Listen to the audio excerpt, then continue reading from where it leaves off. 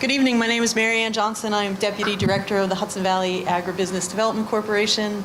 I'm sure some of you have heard this spiel before, so I apologize if I am repeating what you've already heard, but by the time you leave here, you'll be able to do it, and we can hire you to come up and stand at the front of the classroom.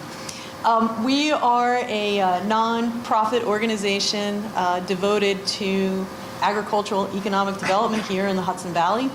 We're about 10 years old, a little older than that now. We support farms and food businesses and farm-dependent businesses so that we can increase local consumption of products grown here in the Hudson Valley. We do that in a variety of ways. We have a program called the Incubator Without Walls, and that is a one-on-one technical assistance program to help a business owner with any challenge they may be facing, whether it's a startup looking for a business plan or a business that has been around for a number of years looking to do an expansion and maybe need some help with strategy and financing, etc. We also run the Hudson Valley Bounty Program, which I hope you have heard about, and if you have not all signed up, if you have a farm, you should consider signing up. Gary, you should sign up. The Hudson Valley Bounty is our consumer-facing website. It is designed to allow people to search by product, by geography, by farm, by farm-to-table restaurant, by specialty food maker, craft beer, wineries, etc. We have a lot of people that visit that website that are looking to do things here in the Hudson Valley. It is a free resource for farms and farm-to-table restaurants and other businesses, so I hope you will take advantage of that. And Jennifer is actually our program coordinator for that, so she can help you out if you have any questions. We are about to begin our second round of what we're calling the Farm and Food Accelerators. This one is called the Farm and Food Funding Accelerator.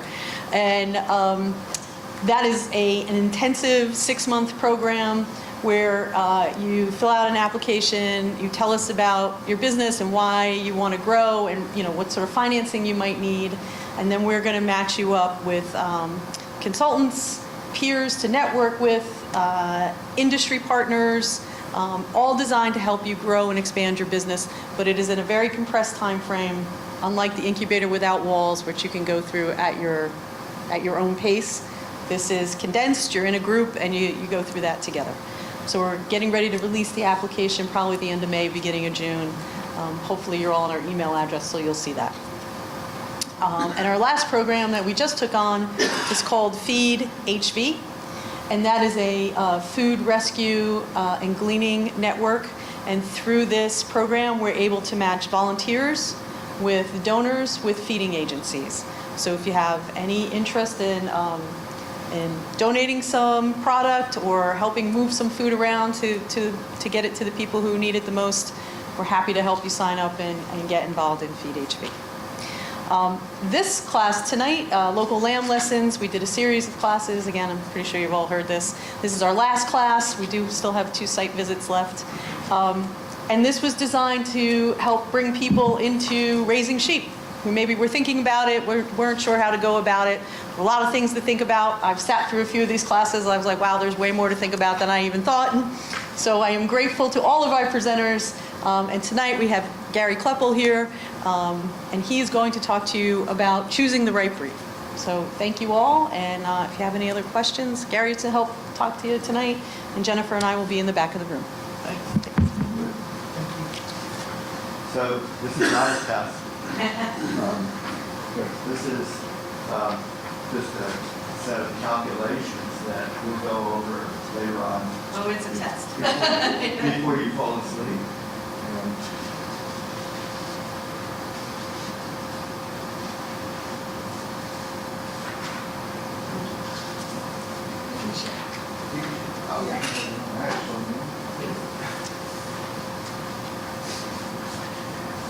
So thank you all for joining us tonight. I guess because we're a small group, it probably doesn't hurt to ask everyone to introduce themselves, if they don't mind, and maybe tell us your name and where you're from, and if you have a farm, and what you grow, and if you don't have a farm, that's okay. And what do you hope to get out of the class tonight? And maybe that will help me in what I say. So why don't we start over here? My name is Doug Diaz. I'm not a farmer, but I'm on one-man support group for this one who's an aspiring farmer. So therefore, I like to know what she does. And the more I know, the better. We just talk about it. Very cool. Okay. Ma'am? My name is Liz Beth. I worked at a sheep farm for a year, and I've done a few lambings, and I would like to have a sheep farm in the future. I don't know when or where, but Anything special you're hoping to get tonight? yes, a better view of the scope of different breeds. Good. Yeah. Sir? My name is Ivan. I have a farm in Hudson, Ulster County. I'm interested in learning about different sheep breeds and how you can get characteristics out of them to create a sheep That you want. that you want. Exactly. That's even I'll try to possible. talk about that a lot. Sure. Yeah. We've been doing that. So I have some personal experience in that. Sometimes it works. Sir? Hi, my name is Jonathan Farber. I'm on a farm across the river in Leeds, so I'll be ready for sheep, I think, by next spring. Great. Are you producing anything now? No, I Okay. bought the farm 3 years ago. We're fencing Nice. now. Okay. And Good. I also am a landscape architect and I manage farms for other people. with Nice. livestock. Wonderful. Excellent. Is there something that you're sort of, Uh, just more about Really the breeds? same, just to get a broad overview. I'm going to start looking for sheep, so Great. I have some ideas, but Super. Okay. Ma'am? My name is Kate Wilson. Uh-huh. I'm hoping to take over my father's 184-acre farm. Wow. What's he growing in? A lot of weeds. Elite. He's hopefully going to be having solar arrays built on the farm, and we're looking to use the sheep to do the maintenance of the solar arrays. Super. Neither my father nor I have any experience with sheep. I work with horses, so. Okay. Um, Sheep are easier in many respects, uh, but you can't ride a sheep. well, you can try. You can. run the bus in, There are a but- couple, yeah. Yeah. I love horses. So. In fact, my dream is to have a herd of sheep that I manage on a horse in Montana. I don't think I'm going to ever get there, but it's a I'd dream. like to see that, that'd be great. But we're just trying to figure out what we want to do with the sheep. I'm Sure. leaning more towards fiber because we use a lot of the fiber in the saddlery work that I do. Okay. So we could have a potential source of fiber, and my father's idea is to do meat. Mhm. So we're looking for a breed that can potentially serve both. Dual purpose. There are a lot of breeds like that, and we'll talk a little bit about that. One thing I have done is, and I'll say this again as I get into the talk, but one thing I have done is I've made a little booklet of about 24 breeds of sheep that are fairly common in this region. And every time I think I've got them all, there's another one that pops up. So I might have missed your favorite breed, but I know there's some interest in Tunis, and I've got some Tunis. And I've also made a little table for you. And the table sort of, a lot of the determinations of what's best, is this docile or skittish, that's actually not such a bad one, but is this a good milker or a bad milker? That tends to be somewhat more up in the air. So I did my best with that, but the idea is that you can find some breeds that sort of match your goals, your interests. And next to each breed, I have the email, the website of the association, the Breeders Association for that breed, which of course will tell you that it's the best breed ever developed in the world, but you can usually see through that. So it might help you, and I'll talk a little bit more about that. What I hope to do today is just in one slide tell you a little bit about the history of sheep, where they came from, and then talk a lot more about what you can do with them. And from that, I'm going to give you a sort of reduced summary of some of the, about 13 of the 24 breeds that I've got listed in the little booklet or handout that you got. And then we'll talk a little bit about starting a sheep enterprise, and something that I'm very interested in myself, that is using sheep as part of your farm's ecosystem.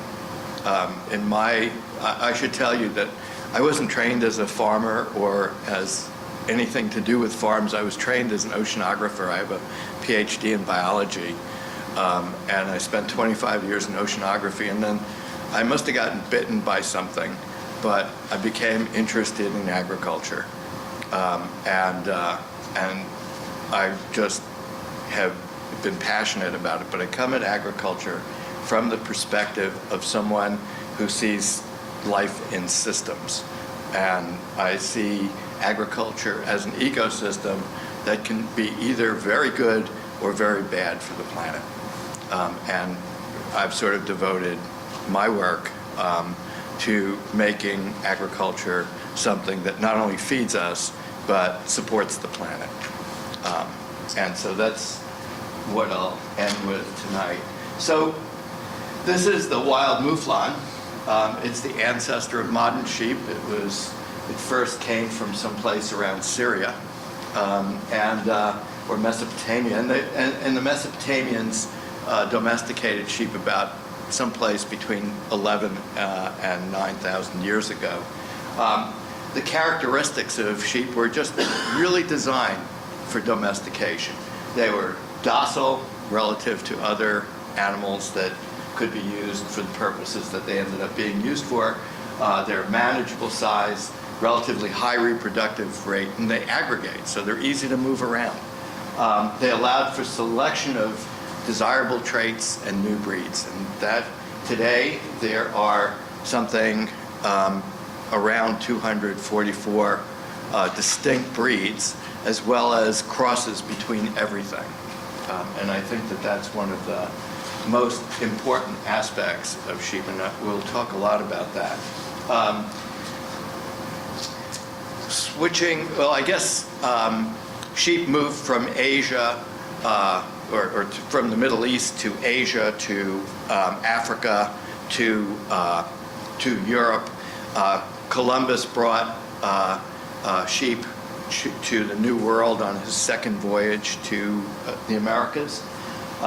And flash forward, by 1940 to 1950, we had an industry with 55 million animals in the United States. Right now in the Hudson Valley, according to the Census of Agriculture, there is about 44,000 sheep living right here amongst us. So that's the history. After the 50s, by the way, the industry started declining, and today it's on its way back up. So what do you want to do with sheep? You can do a lot. You can do wool, you can do meat, you can do dairy, and you can produce breeding stock. In most cases, except for breeding stock, you can mix and match breeds to produce a product that is something that you would feel good about producing. But what I've done is just listed a few of the more common breeds that are used for wool. I'll say this a couple of times, and this is my own opinion, but Merinos, Rambouillets, Cormo, and Shetlands, if you're going into wool, those are four breeds that you should really consider carefully, because has anybody heard of smart wool socks? Okay. Okay. Well, I think my wife is responsible for getting them to buy at least some of their wool from American merino owners, but they list merino sheep as their wool. And I didn't think there were any Cormos in this region, but last week we had our sheep sheared, and the shearer said that he knew someone who was raising cormos. So there are cormos around. It's hard to find an association for them in the region, but they exist. They're excellent meat sheep in this region. Dorper, Tunis, Oxford, Suffolk is one of the most common, most popular breeds in the country. They're the ones with the black faces, not black heads, but black faces. And you'll see this again as we go through. This is my breed, the Romney. If you buy lamb chops in the supermarket, they're probably coming from New Zealand or Australia, and therefore they're probably Romney sheep because that's the #1 breed in those countries. There are a few dairy sheep, kinds of dairy sheep in the country. The most popular, I believe, is the East Frisian. Quite honestly, I don't know anything about the Laconi or the Awasi. And then there are some really interesting rare breeds. The Navajo Churro, which is a good breed it's a very hardy breed. And if you're into history, the federal government tried to destroy the Navajo Nation by killing off their sheep. And of course and so there were very few Navajo Churro sheep, and they're making a comeback. But that's what the Navajo blankets are made out of. Shetlands, again, almost disappeared, but they are recovering. There are quite a number of flocks in the Hudson Valley. The Leicester Longwool, which is a breed that we have, and I'm starting to get out of them, but they're being recovered by Colonial Williamsburg and others. And then there's breeding stock for all of the other breeds that we'll talk about and beyond. So let's talk about a few of the breeds and how you would go about figuring out which breeds to work with. And you know, the thing is, if you buy a couple of sheep of one breed and you see how it works, you can buy a couple of sheep of another breed and get a small flock together, and then whatever you really like working with, that's the breed you can settle on, or multiple breeds. We were crossing Leicester Longwool rams with our Romneys, because my Romney flock had come from someone who had been feeding grain, and we were trying to transition into a grass-fed flock. And when we bought our Leicester Longwools, they said they're so efficient they can eat rocks and still gain weight. So very efficient sheep. So I started breeding my rams. I buy a Leicester Longwool ram. I had a couple of Leicester Longwool ewes that we're using to produce more Leicester Longwools with, and I'll tell you more about that later. And then we bred the Leicester Longwool rams with our Romney ewes to sort of stimulate those genes that had been sort of disappearing from the flock because of the feeding of grain. And so the genes are there, but if you just don't use the genes to be efficient, those efficiency genes, just feed the animals, the ability to be efficient starts to go away. And so we wanted to restore that. So you basically want to settle on a product. What do I want to make? I want to make wool. I want to sell meat, dairy. Those are the three big things that sheep are used for. And use the breeds chart that I provided to identify some of the breeds that might meet your needs. Check the characteristics of the desirable breeds with the other handout that you have, they have that, right? Yes. Which should show you a little more about the breeds. And then go to the website of the breeds that you think are the most meet your needs and interests. And ultimately find some breeders and go ahead and visit them. And usually breeders are more than happy to show you their flock because they hope that you're going to buy some sheep from them. So it's a very good way. One of the things that the resources that I used a great deal is this book. It's Story's Guide to Raising Sheep. And it's cited right there. And again, you'll have access to all of these slides. So you can just listen to me talk and not worry too much other than taking a few notes here and there. But Can I ask you something? sure. And please, yeah, feel free to ask questions. So the rounded sheep is sort of bred to mainly be raised on grain. That's what they thought. Yeah, because it's a meat sheep, I guess that's the quickest way to. Yeah, it's quick. It takes us 9 months, and it used to take us 6 months to raise a lamb, but we got our first 50-pound carcass this year after 4 years. And that's grass-fed? Grass-fed and grass-finished, start to finish.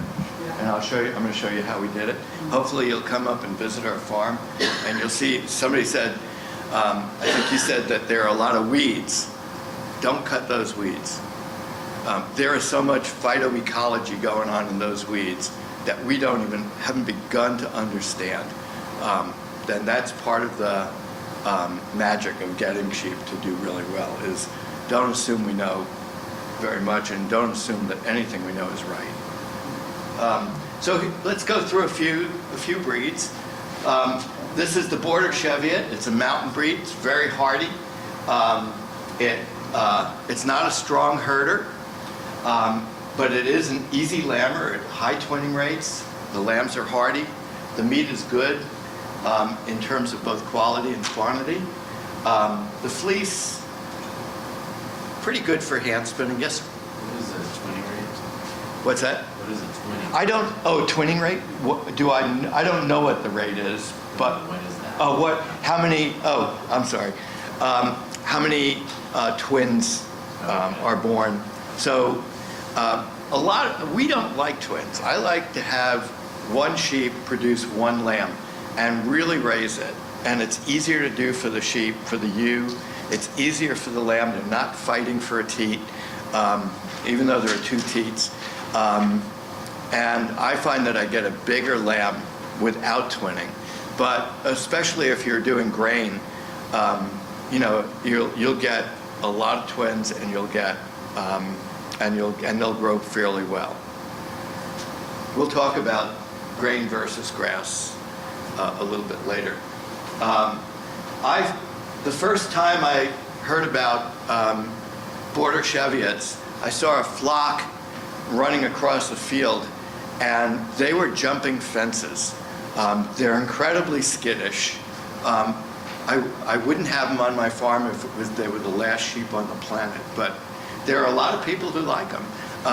The author Wendell Berry has a flock of Border Cheviots, and he says it's the only sheep that can live on the rocky Kentucky hills that he lives in. And so they're a good, hardy breed, and if you have the patience. And I use a Border Collie, and a guy who I know has Border Cheviots said you can't use a Border Collie on the Border Cheviots. And then he saw my Border Collie work, and now he uses a Border Collie on the Cheviots. So nothing is fixed in life, I guess. This is a really good breed, the Dorper, a very popular meat breed, originally bred in South Africa from a Horned Dorset and a blackhead Persian sheep. And so you can see right there, this is a breed that was created by crossing breeds. And this is what happens. This is how we create breeds, is we cross things. There are 2 types, obviously the blackface and the whiteface. There is a really good white-faced Dorper breeder out in central New York. His name is Ulf Knitzel, and he swears by these. We are going to buy, our next ram is going to be a white Dorper, so that I can put that into the flock and reduce the cost of shearing. They will still produce when I cross these guys with a Romney, we're going to get something that produces some wool, but not as much as we've been getting. And that's kind of where we are in our operation. But I'm looking to really improve the meat quality and quantity.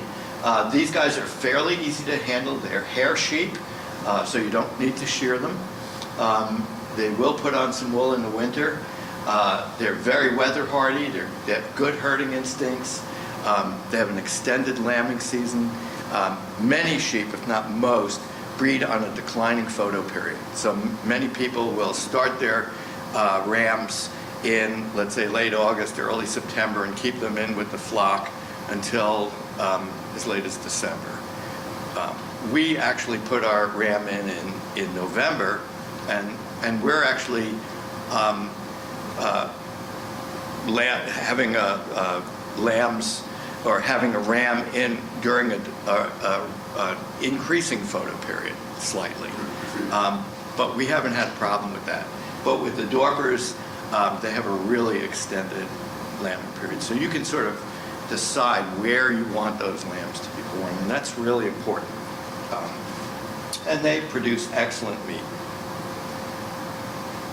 The Dorset comes in two forms, horned and polled. Polled means they have no horns. The polled version is more popular in the Hudson Valley. This is a very popular breed.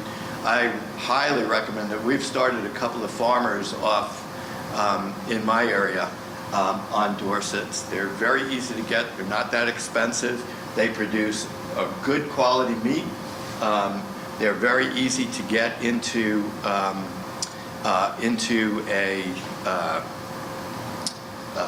I lost my train of thought. Into a grass-fed operation. They work in small flocks, large flocks, and they were originally actually used as a dairy sheep. So they're good milkers. They have a good milk load. And their wool is okay. The people I know who have Dorper sheep shear the sheep. They get 150 pounds of wool together. They bring it up to Canada and they make blankets. And they sell the blankets for about $150. So they're a good, decent breed. Very good meat, pretty good wool. So they're what's called a dual purpose sheep, and even produce pretty good milk. And I guess these days, and they can lamb twice a year, so they're good production sheep. So can I ask you, Sure. when you rate the wool, when you talk about the wool, if it's like a medium quality, then you mean not next to skin? I was like, Right. yeah, so like carpets and. Yeah, and you know, a blanket will be okay. It's softer, yeah. And I find, I'm going to show you this is Romney and some Leicester Longwall. It's a little bit coarse, but I'm allergic to wool. Shouldn't admit that. But I wear a scarf like this all winter. And it's very warm, it's pretty comfortable. So I'll go into that. But that's a very good point. Everybody heard that? For a good quality wool, you're probably not going to want to make things that are close to the skin. You can make gloves, especially if you have a glove liner, and you know you'll do very well with them. They sell pretty well. But Smart Wool socks are made from merino wool for a purpose, for a reason. It's not itchy. The East Frisian, it's a large breed from Holland. It came to the United States in 1990. It was brought here by a guy named Ken Kleinpeter, I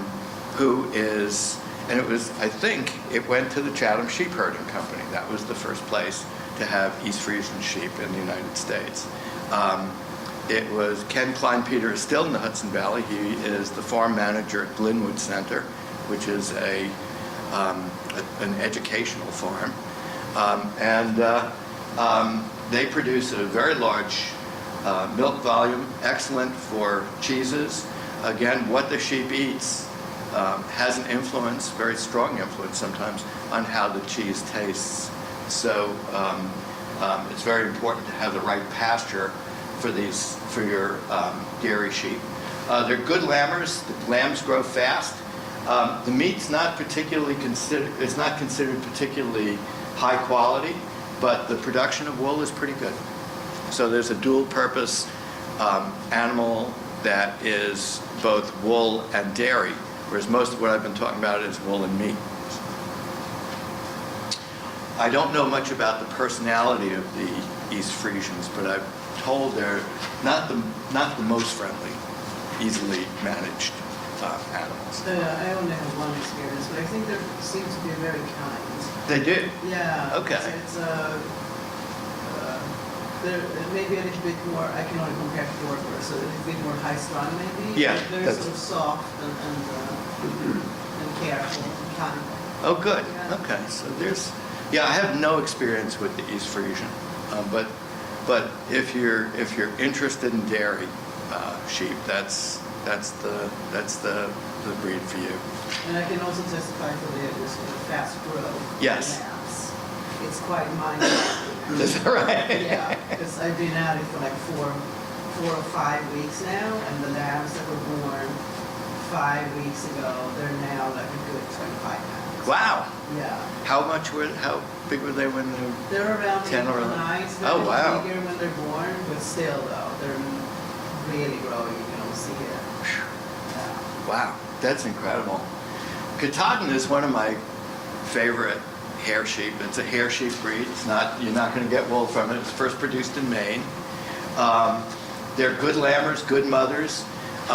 They produce a lean, meaty carcass. One thing that a lot of people don't think of when they think about sheep is that in addition to wool and wool rugs and stuff like that, you can also make leather.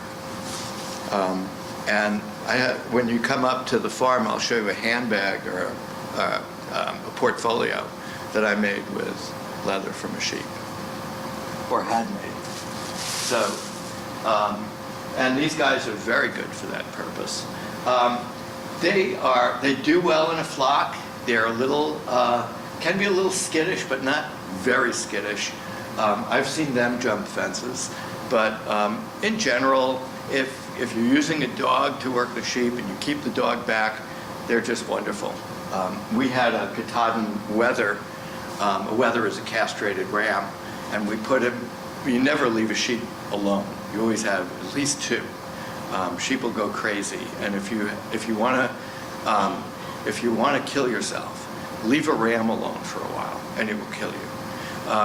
So we always put a wether with our ram, and that way we know we know the genetics of the guy who's going to be producing our lambs, and we know that we have a wether who's keeping him company. So as I tell my co-eds, you just provide beer and TV and some cigars, and they're happy. But the Katahdin is a really nice animal, a little bit on the skittish side. This is the Leicester Longwool. These guys they're a small to medium-sized breed. They're a foundational breed, which means that many other breeds were produced from the Leicester Longwool. The Leicester Longwool was first bred by Robert Bakewell in the 1750s, I believe. He was doing the first experiments with some of the first experiments with selective breeding. And I've only read brief histories of this process, but what he did was he made the British eat lamb. And what was going on was that the lamb was mostly being used for wool, or sheep were mostly being used for wool and for milk. People didn't like the gamey taste of the meat, and in fact, when Bakewell started producing what he called the Bakewell Leicester, which later became called the Leicester Longwool, the Bakewell Leicester was a mild flavored, it was a boxy animal that produced a lot of meat, and some of the British farmers said, well, this is kind of, if you're a sissy, you'll eat Bakewell's meat. Otherwise, you'll eat, real men eat, this crummy muttony lamb. So, but that didn't fly. Everybody bought Bakewell Leicesters to integrate into their flock, to cross, to produce better meat. And pretty soon, the Bakewell Leicester was all gone. It disappeared because everybody had the genes to make the good meat. And in fact, Charles Darwin mentions the work that Bakewell did in his Origin of Species.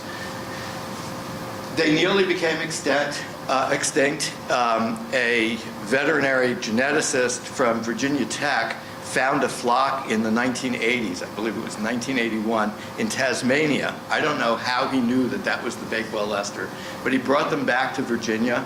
He started working with Colonial Williamsburg, the museum community that's an 18th century museum, and they are the focal point of Leicester Longwool recovery. We bought a few. There are 1,400 in the United States right now. They have been inbred to the extent that they've gotten small. The meat is still delicious, but there isn't enough of it, and that's why we decided to get out of the Leicester Longwool business. But the focus of breeders today is on the wool, and it breeds a spectacular wool. There are people who are actually making lace out of this wool. They're really docile. They're good herders. They work very well in small operations. This is the Merino. It's a medium-sized breed. There are several kinds of Merinos. The Delane Merino is the most common in the United States. It's called the Type C, which the Merino has a tendency to have folding skin, rolls of skin. And the Type C has less of that. The Merino was originally bred in Spain. It's a very well-controlled breed. It produces usually not too many twins, and the lambs are very slow growing. So the Barula contains a gene that increases multiple births, the rate of multiple births. It's hard to find a Barula Merino in this country. It's a mid-sized breed. The ewes are about a maximum of 180 pounds. Excellent flocking instincts. They breed all year long. Not great meat, but extremely desirable wool. So if you're interested in a wool breed, at least some of your wool should be coming from Merino sheep, and that is for marketing purposes. The Rambouillet is another great wool breed, but it tends to also be a good meat breed. It's large. You need space for Rambouillets. I think you had a lecture from Kathy Harris about meat production. I'm pretty sure she has a flock of Rambouillets. They're big sheep. They were developed by King Louis XVI of France in the 18th century to sort of compete with the Merino. Good meat, excellent fleece, excellent herding characteristics. They resist parasites, and this is sort of an old wives' tale. But it is said that sheep with black hooves resist problems associated with damp soils, with damp substrates. Fewer cases of foot rot and foot infections, or hoof rot and foot infections, whereas white-hoofed animals tend to be more susceptible to that. I don't know of any data on that, but if you believe, I read the Farmer's Almanac too, so it's something to be aware of, that these are white-hoofed animals. Oops, there goes my favorite sheep. One of the world's most popular breeds is the Romney. It has black hooves. It was bred in Romney Marsh. That should tell you about its ability to resist, to deal with wet environments. Resists foot rots and parasites fairly well. Does well in cool environments. Don't bring it to the tropics, but you don't have to worry about that up here. Good quality wool. I wouldn't say it's the best, but it's good. It's a long wool breed.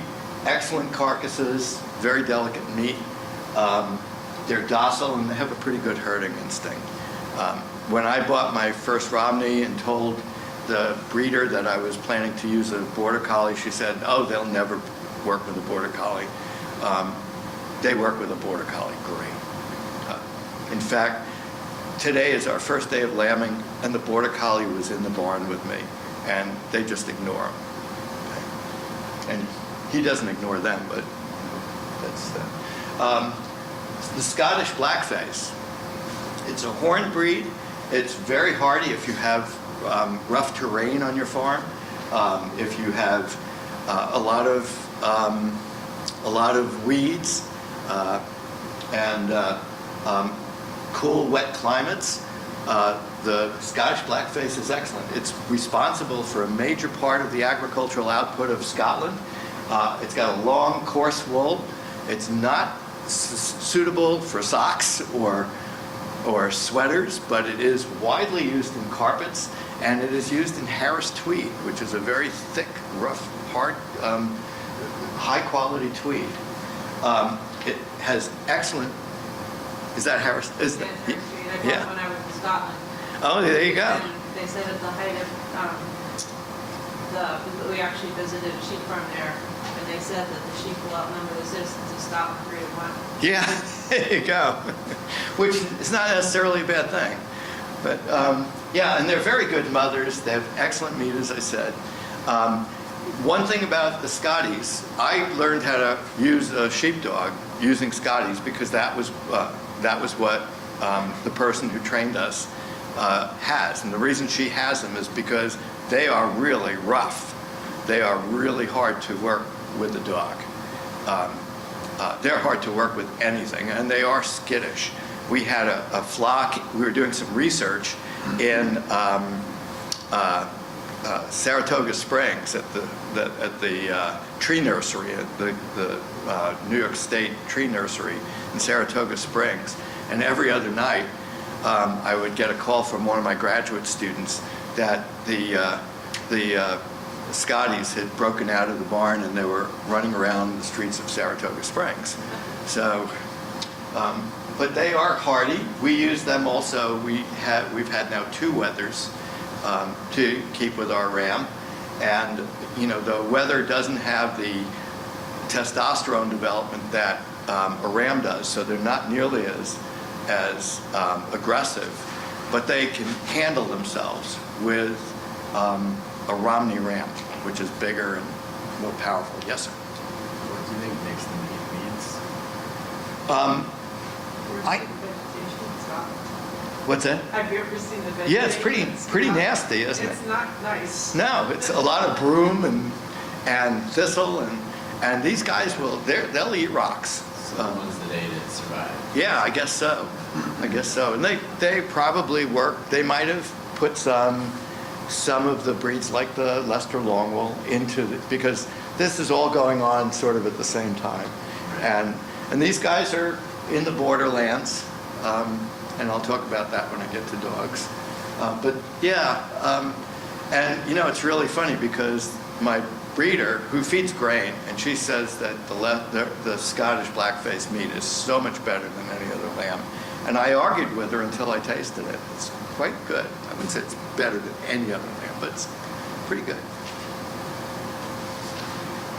Shetlands are another primitive breed, small, hardy, incredibly good wool. We had 2 Shetlands in our flock. We tried them out. I was using them mostly as animals for research on the use of sheep to eat invasive plants. They're a little, they range in temperament from very docile to complete maniacs. I think that every electric fence in my farm was taken down by one of my Shetlands. And the other one lasted 10 years, and she was the most perfect sheep, perfect animal that we've ever had. So they have a real range in temperament. They have good meat, but small. So the way somebody described it to me is, you know, hors d'oeuvres, okay?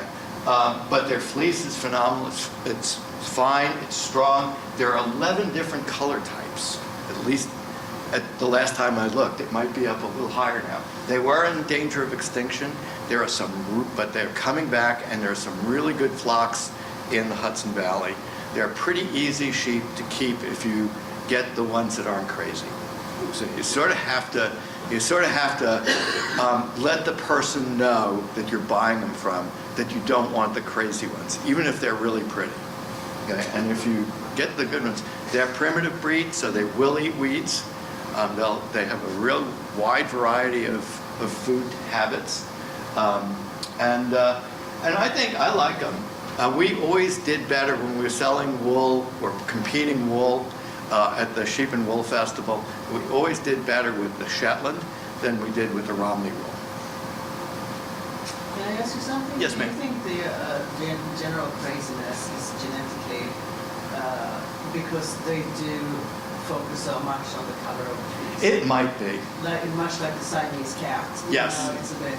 Yeah, that's a good You analogy. sacrifice temperament for a good fleece. Yes. Yeah. That's very likely. I never thought of that, but I think you're probably right I because. think it's the video games, they just make Oh. You're right. They see themselves in the video games.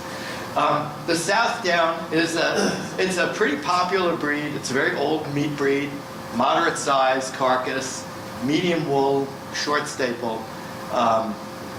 It's good in a variety of climates and terrains.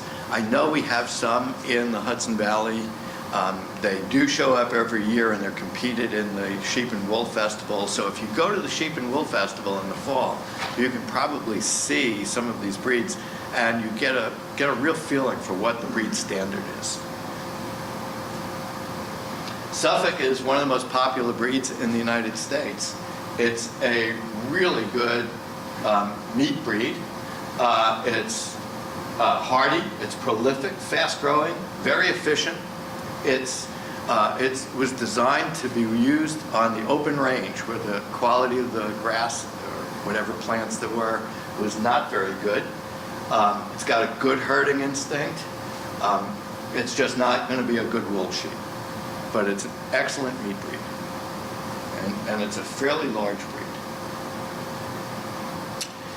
And then my wife looked at this and she said, "That's a pig with wool on it." And what I was really getting at was the concept of hybrid vigor.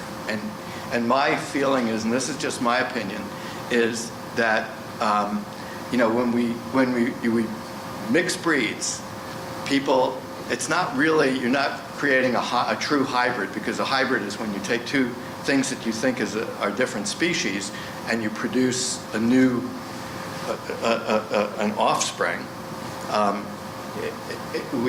It's sometimes called a hybrid if they're actually two different species, and usually it's sterile or something.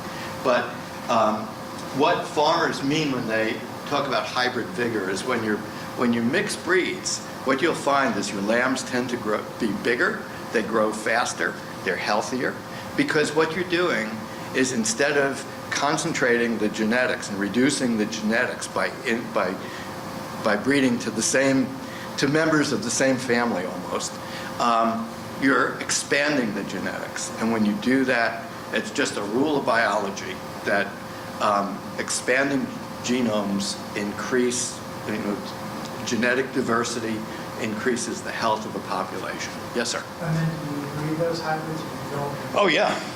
They're all the same species. So if you breed them, they'll still be fertile. And you produce them, they'll be fertile. What generation do you start to see? Do you see a loss of vigor or? Sometimes, not usually in the very often in the F1, in fact. But by 2 generations down the road, I look back on some of the pedigrees from my Leicester long bulls, and I keep seeing NZS, okay, which stands for New Zealand Seaman. Okay, and that's what was coming in to fertilize the ewes that are being, and they're just the breed is getting smaller and smaller and smaller. The wool is getting better because they're really selecting for good wool, but the gene pool is just not big enough to support really healthy, hardy animals. And we had a lot of trouble with something called white muscle disease, which is a shortage or a deficiency of selenium, and the lambs are just, they're alive, but just barely, and we've lost lambs because of white muscle disease. In fact, we had a ewe that was just producing white muscle lambs, and it's because of this so much, what I believe is so much inbreeding. So So Yes. you would say that there's a genetic shortage all across the world for Leicester Longhorns? I think so, because there are so few. I think in the United States, we have the most, and that's Yeah. 1,400 animals. Yeah. So, yeah, it's really hard to find. But if you can get that, and they're working on it in Colonial Williamsburg, and if you talk to those people, they'll tell you it's the best breed in the world, of course. And they know a lot. They're very good. If we can get through that period, I think they'll be a very good breed. So what you would do is you would cross up and then you would go back.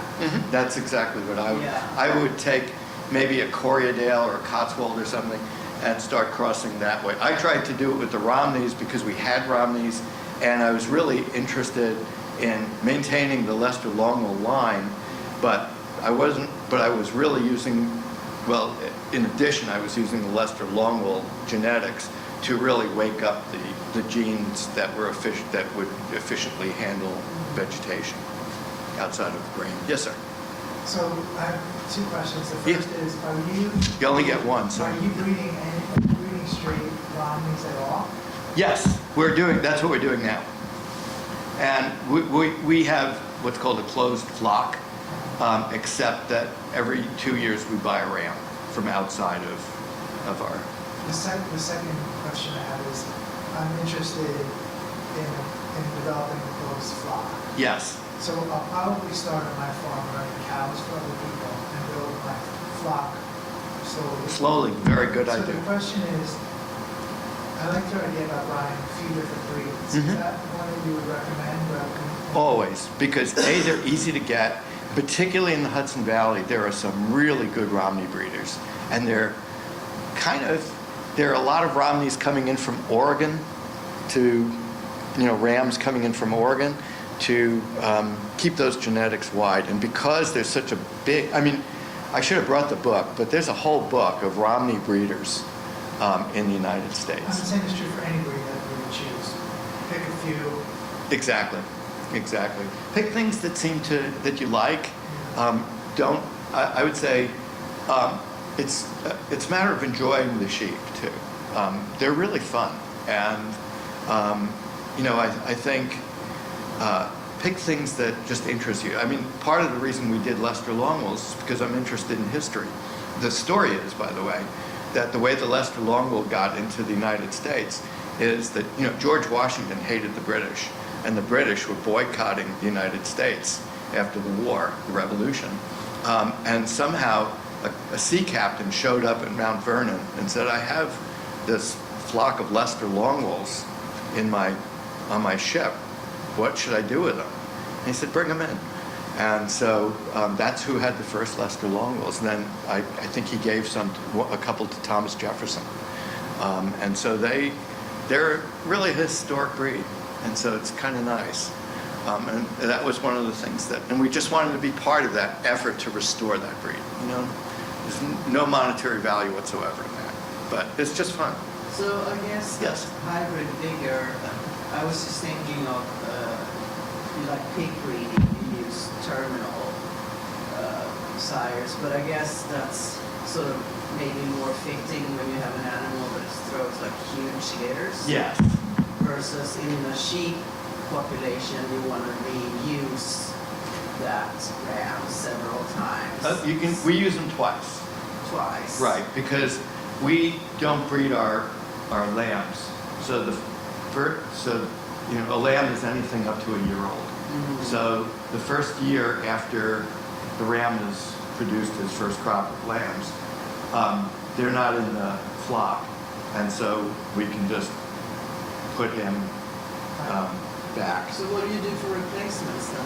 We use a certain number of breeders that we know. So right now I'm So you using buy a the ram. ram? Yes, we buy the ram. Everything else is closed. Okay. And you can if you have a very big flock, Yeah. you can get away with just closing the entire flock. But we're not big enough to do No. that. Your ewe replacers come from the flock, though. Yes, Yeah. always. So it's by the second We year bought they breed- we bought 3 ewes from a really good breeder who was grain feeding, and it was the same year we decided not to dock tails. And those ewes brought in some parasites that were totally antibiotic resistant. And those poor lambs that year, they were just a mess. They were so sick, and we couldn't get rid of it was a worm. We couldn't get rid of the parasite no matter what we did. We finally found antihelminthic that acted on that parasite. But I remember cutting the manure off the tails. Now we've got fly strike and all sorts of problems. And my wife said, from now on, we're docking tails. And I said, this flock is closed. We'll never buy another ewe again. You said all the lambs the first year are out. The replacement ewes come from lambs the second year, so they don't meet the same sire. Right.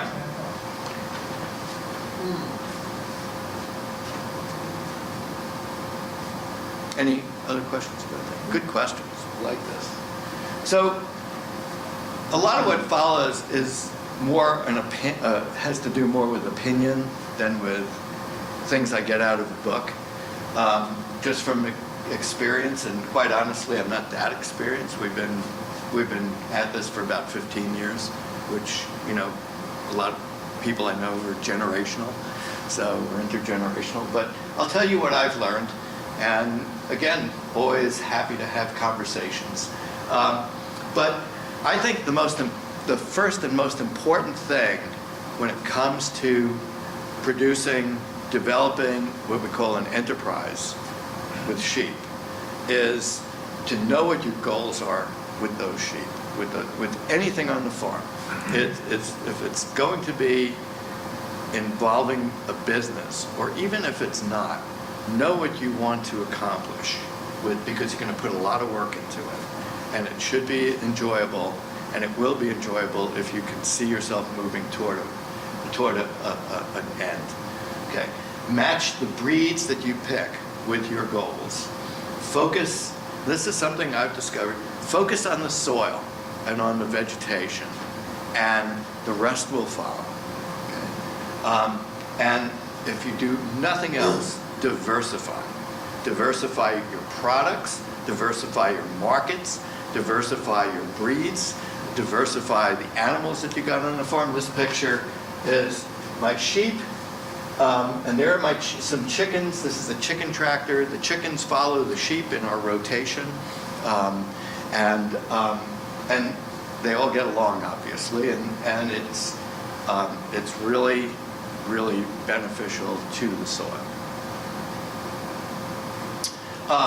So what do you need? Well, obviously you need some land. You need enough pasture. You need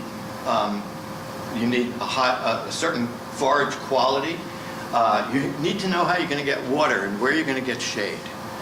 Sheep don't do well at 140 degrees. You know, their wool is a great insulator, both for heat and cold, but they're not going to do well if they don't have some shade.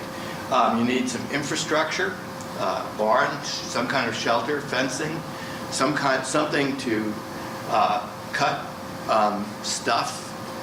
For us, it's mostly shrubs and scrub. We don't cut the grass, and I'll show you why. You may need dogs and guard animals. Other things that you'll need are hay.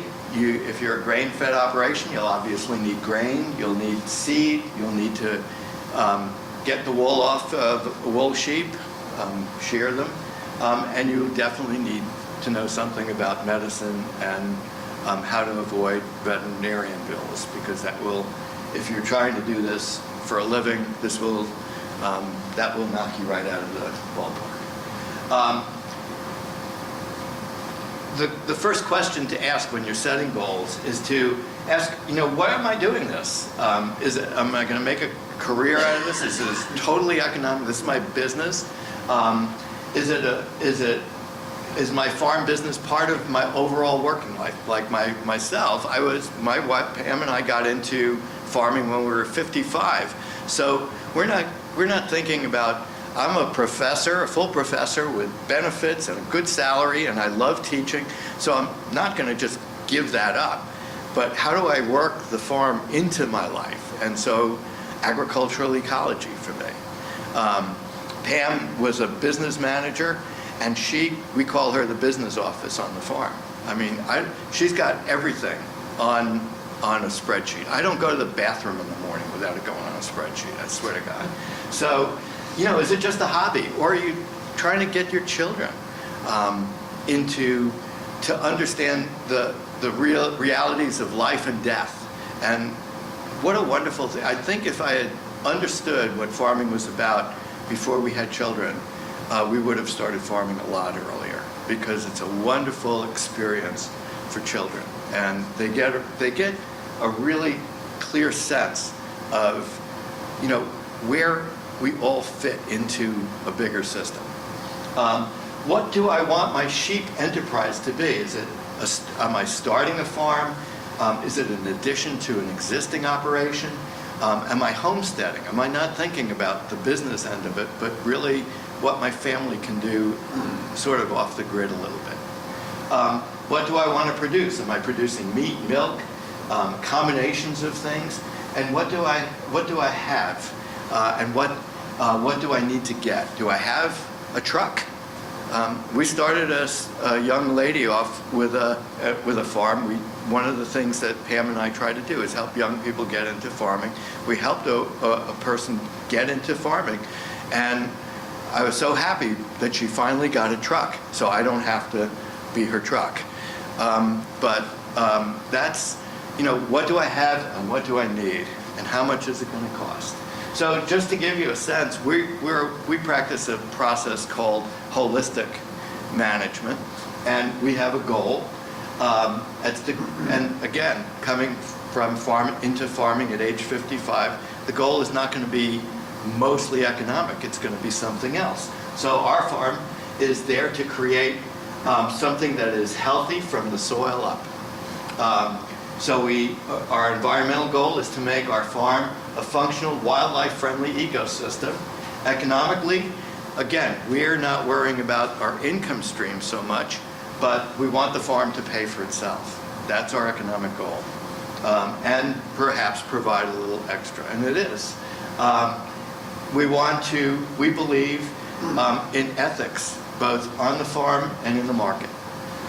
And socially, the reason I'm here tonight is because we want to use the farm to educate people about small-scale family farming and sustainable food production. That is very important to me. And I can use my farm to accomplish those goals, which are important to me and my wife. And so that's what you should be, that's the first thing you should be thinking about. What are my goals? The second, and possibly the most important thing, and this is where this, and if you think we need a break, just let me know, and we can take 1.5 minutes at this point. No, but this handout that I gave you, this will come in handy. The first question that you probably have, and one of the biggest challenges for young people getting into farming, according to the National Young Farmers Coalition, is access to land.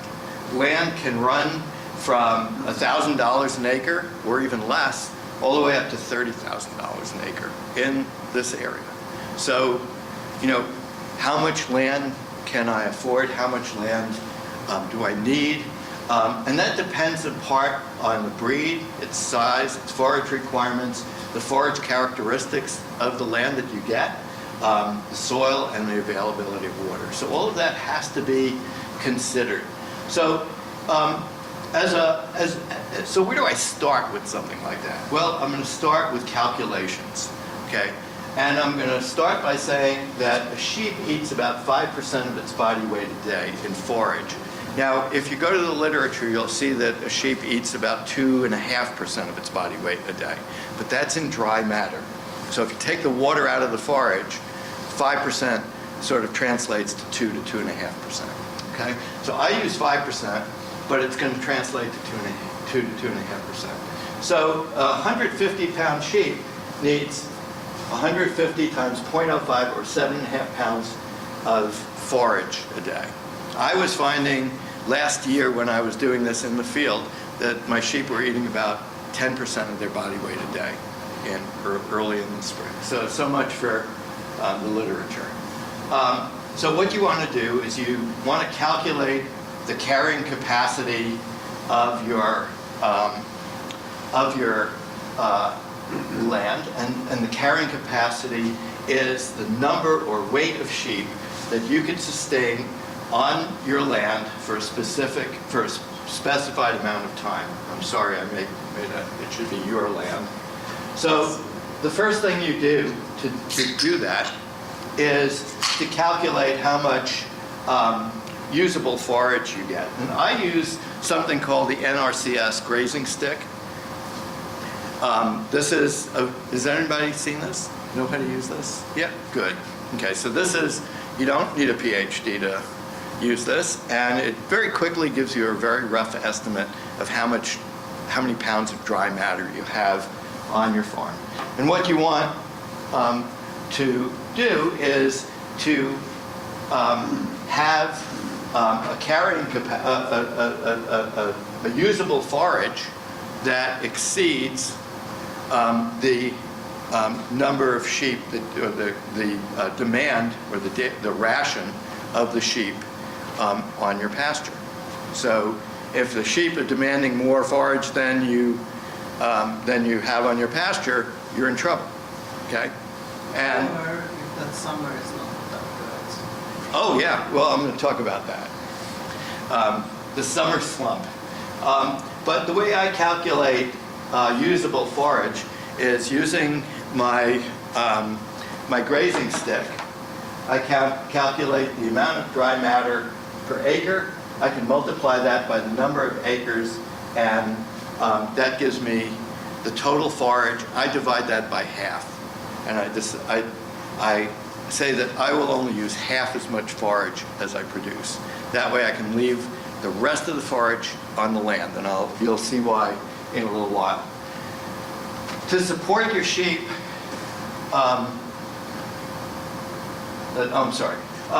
the next thing you need to do, I just want to take a look and see if I have a better slide.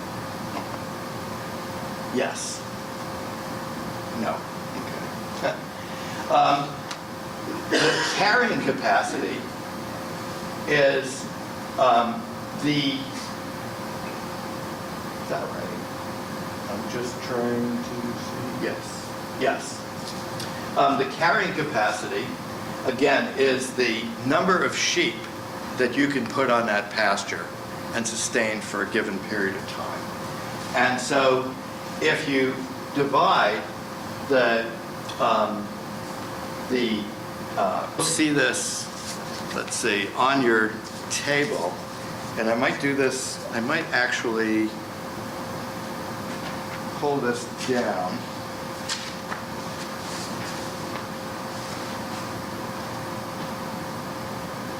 Just go to the table. Hang on 1 second. This works. Okay. So, can everybody read that a little bit? Yes. Okay. So basically, and this just makes it easier. So if the usable forage on the pasture is the forage that you measure in pounds of dry matter per acre times the number of acres. Okay, and that's the total on your pasture. If you want to do it, particularly if you're using small paddocks, it's better to calculate usable forage just per acre. And I wonder if there's a way of, I guess not. Okay. So if, again, the carrying capacity is the number of sheep your pasture can support, and simply divide the usable forage, let's say for the pasture, times the number of days of grazing, and then and divide that by the daily ration, the amount of forage that your sheep are going to consume per day. Okay. Has anybody heard of stocking rates? You have. I find the stocking rate to be a totally useless concept, or almost totally useless. But I've put a calculation for stocking rates here. It has to do with animal units. An animal unit was actually developed by the U.S. government, by the USDA, for, in fact, it was the Forest Service, for animals grazing on public land. How do you charge that? People grazing on public land.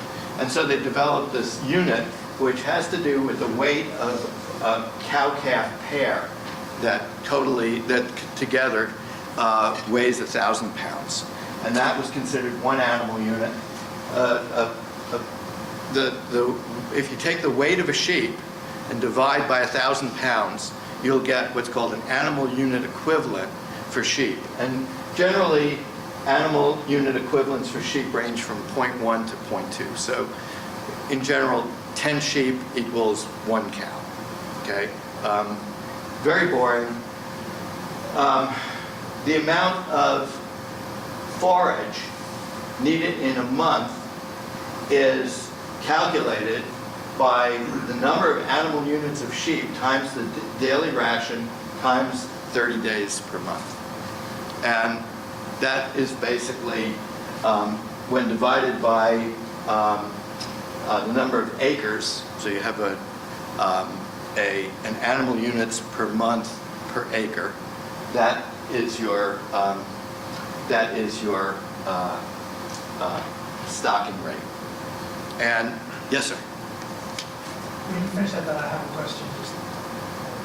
Well, I was just going to say that I find another term, particularly because we rotate our animals through a paddock system, I find the term stock density to be much more useful. And that's the number or weight of animals per acre.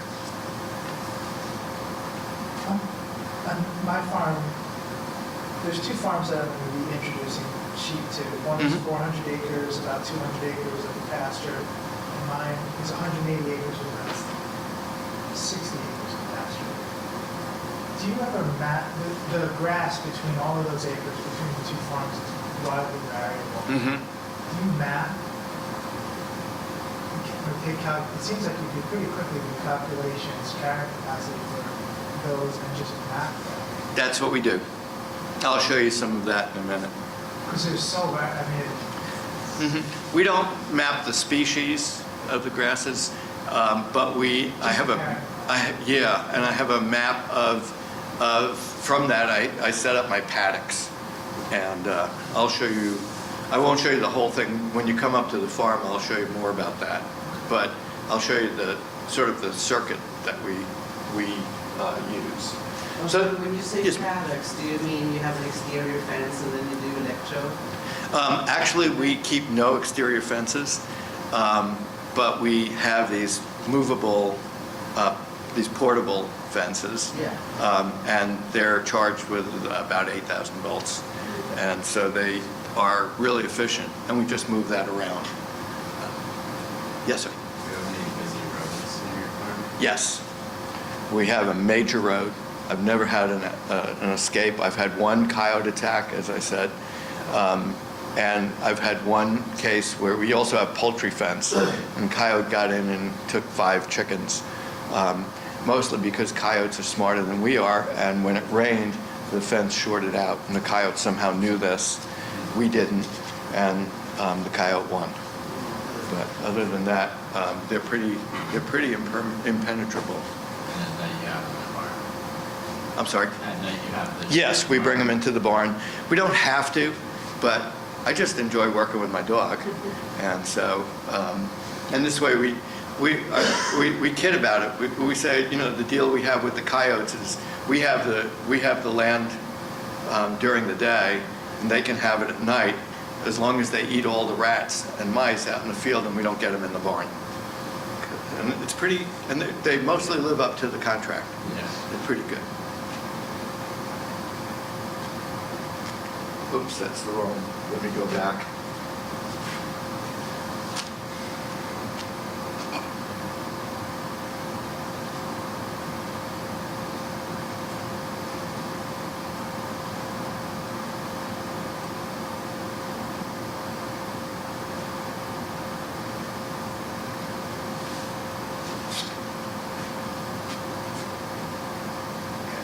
And so one of the questions that you'll have, if you know how many sheep you want, and how many acres do I need, here's just a simple equation for using, for developing that context.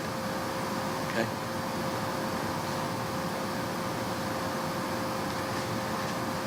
Forage quality is very, very, I think, particularly in a grass-fed, grass-finished operation, forage quality is number one. It's possibly the thing that most influences flock health and profitability. Everybody has an opinion about what makes a healthy pasture. We focus on soil health, carbon sequestration. You know, when we talk about carbon sequestration, plants, highly photosynthetic plants that are photosynthesizing rapidly, are taking carbon out of the atmosphere. They're storing it in their roots in the ground, which is where carbon belongs, not in the atmosphere. And so having a healthy pasture with rapidly and healthy growing plants does that. You'll create nutrient density by having diversity of plants and biological diversity. We've found that pastures that are raised in a holistic way and managed in the way I'm going to show you in a minute also provides more habitat for grassland breeding birds than other kinds of habitat. It provides better, and I've been doing research on this, the microbial communities, the turnover and the storage of nutrients in the ground is much higher in these in a well-managed soil, and ultimately we see a benefit in the animals themselves. To give you sort of an example, most people cut their grass once a year, sometimes more. I sort of started thinking about this as a function of a bunch of factors, but I realized that, you know, I have 30 lawnmowers in my barn. Why am I buying diesel to cut my grass, other than the fact that men write poetry on tractors? I mean, it's fun to drive a tractor, but sheep do a good job. And when I stopped cutting the grass, this is data that some of my students produced, in the mowed area of the landscape, we had about 5 or 6 species of plants. In the area that was not mowed, just grazed, we had more than double the number of plant species. And I'll get into why that's important in a minute. We cut our fuel use by about 70% and put about a ton less greenhouse gas carbon into the atmosphere. So I saved a pocket full of money doing something good for the atmosphere, for the environment. And I increased diversity of plants. Now, why is that important?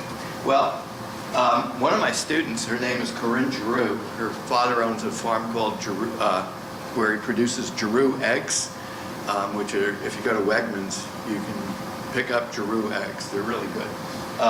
She's now a veterinarian, but when she was an undergraduate, she did some research where she was watching a flock of mine that we were doing some experiments on at Normanskill Farm in places where that were very rough, untended, uncut, and she compared the species, the number of species in that landscape to the species on my farm at the time, which was being cut and seeded.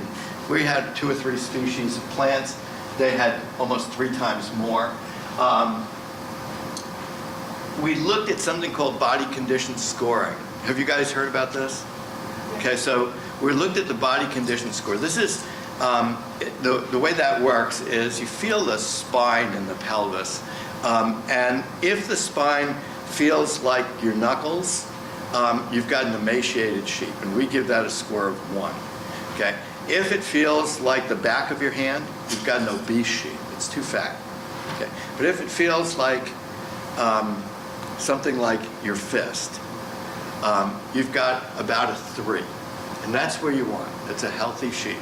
And you'll find that that has a lot to do with the overall health of the animal. And so she looked at the body condition scores of her sheep, and I had records of the body condition scores of my sheep.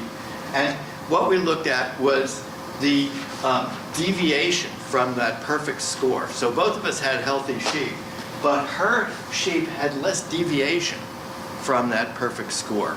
The average was closer to 3 than mine. And when we took the feces of sheep from both places, and we did a little histology on them. We dissolved the pellets, and we looked at the remnants of the plants, the cells, and we could identify the plants that the sheep were eating from their cell structure, their histology. We found that at Normanskill Farm, we had much more diversity in the diet of the sheep than we did at my farm. So healthier sheep, diversity, diversity in the plants, diversity in the diet. Years ago, when I was an oceanographer, I did a study in the ocean, and I fed these little zooplankton one kind of alga, and they produced like 10 eggs per female per day. I fed them a different kind of alga, but the same kind, and they produced like 70 eggs per female per day. So I expected when I combined the two foods, I would get something in between. Instead, the more diverse diet gave like 100 eggs per female per day. Again, productivity increases with diversity. So I stopped cutting my grass. I have more time to do other things, like play with my cell phone. I'm using less diesel. I'm putting less fossil fuels into the atmosphere. And I'm producing healthier sheep. What's not to like? So that's my opinion. It's becoming associated with some good data, and I think that that's something you should take into account. The next and possibly the most challenging thing that people face on a farm is getting water to their animals. A single sheep can drink up to 8 gallons a day, and you can run pumps, wells. We had a well dug so that we were running water from our house out to our pastures every single day. The Border Collie loved it because he got to chase the water wagon, but it's a pain in the neck. Now we have a well that's much closer. People will run hoses from wells. There are all sorts of remedies, but one way or another, you have to get water to your sheep. Even in the winter, there's been a recent study that has suggested that sheep that eat snow don't have any negative outcomes, any negative symptoms, but still we like to make sure we have liquid water on our farm all the time. Yes, sir. Are you using a winter water, like a miracle or something? No, we just bring the water. We've got the well. It runs during the winter, and we bring it in buckets. It's only a few feet from the barn. We fill a container, and then we keep a heater in the water so that it doesn't freeze. Right now, I'm very hopeful. I just took the heater out of the water. So we're hoping that helps spring to arrive on our farm one of these days. It's also the water tank thing. That's dangerous, especially if you work by yourself. Yes. Yeah. I've gone to meetings upon meetings, Northeast Organic Farming Association meetings, etc. And this question of how to get water out to livestock is, I always felt bad that I thought I was so backwards, but everybody's backwards. It's just a hard thing to do. If you have a pond and your animals are always around the pond, that's great, but then you're never moving the animals. And that's not good for the land. Shade is about just almost as important. In the summer, you have to provide shade. There are movable shade producers. You need to make sure that sheep rub against anything that looks solid, and so that they will wreck an umbrella or anything that isn't really, really solid. We have places on our farm that have shade, and we watch the weather, and we watch the long-range forecast as best we can, and we try to plan our grazing so that during hot periods, the sheep are in the shade. If you cannot get shade for your animals, bring them in the barn and put them on hay for a day. You can bring them out early in the morning, 10 o'clock, you bring them back into the barn, feed them, give them a little food, and then bring them back out in the evening. In June and July, you can keep your sheep out till 9 o'clock at night, and this way and sheep are gray light grazers. They like to feed early in the morning and late in the day, and so they do just fine coming out at 5, 6 o'clock at night and staying out till 9, 10 o'clock at night. And usually we've never had problems with coyotes at 9 or 10 o'clock at night. Beyond that, you can start to you need some guard animal. Shelter, they don't require much. A 3-sided building is what story says. You have different levels of complexity and fanciness. This for a large flock. You have your flock broken into components of compartments that will be used for various purposes. There might be a ram in here that's going to be different from the ram here. You notice these little containers here, these are called jugs, and that's where you put your mom and your newborn lambs. We keep our lambs in a jug usually for no more than 2 days, and then they're out with the flock, particularly when the flock is on grass. With us, if we have a reasonable spring, we can get our sheep out on the pasture pretty early. The lambs will be inside for a day. On day 2, they're out on pasture, and day 3, they're nibbling on grass, which is really good to start developing the ruminal flora. This is a picture of a jug. That's our barn. It's big, and we keep hay and the sheep in there. And they have access all the time to the outdoors. Most of the time, they'll come in during the winter. They'll come in when I'm bringing them hay, and they'll be just covered with snow. They absolutely prefer to be outside, and they have that opportunity. Should you lamb in the winter or in the spring, there are good reasons to do either one. Many operations lamb between January and February. You can have a lamb for Easter by that time that's marketable. You have fewer parasites, obviously, in the winter, but there's a greater risk of cold, and the moms are eating hay, and I don't care what you said, the mineral content of hay is never as good. The minerals just degrade, and there are companies that provide very high-quality minerals. I don't know, I think nothing beats grass, fresh grass. In the spring, lambing on grass seems less stressful, at least we found that, but there's a greater risk of parasites, and you have to really be aware of parasites and flies.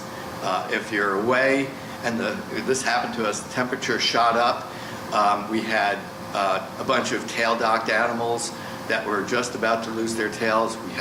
We were at a farmer's market. We had high temperature, high humidity, and we had flies all over the place. When we got home, we almost lost a couple of lambs, and we were very lucky that we didn't. But we were pouring peroxide on these poor animals, and the maggots were just falling out of them. It was just horrible. My wife was a math major, and she said, "This is no job for a math major." So. But during the spring, the moms are eating grass, the lambs are eating grass in 2 or 3 days, and the pasture is usually cleaner than a barn. In the winter, and even in the spring, these are a couple of lambs that they were cold. Their mom was sick. We had a very muddy spring. She got mastitis. We were treating her. We were bottle feeding the lambs, and they were sensitive. So we put them in these little sweaters, and they did just fine. Merino wool sweaters.